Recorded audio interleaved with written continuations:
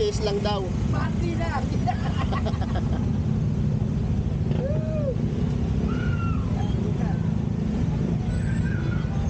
Dadali din naman daw ginawa eh. Ang tanong kailan? Hindi lang ang maginawa eh. Kahit ko lang tubig, gilingin eh. Hirap daw ng tubig, yung mga tagas, ayaw nilang ayusin. Gusto magpagapon, tapo ng tapo.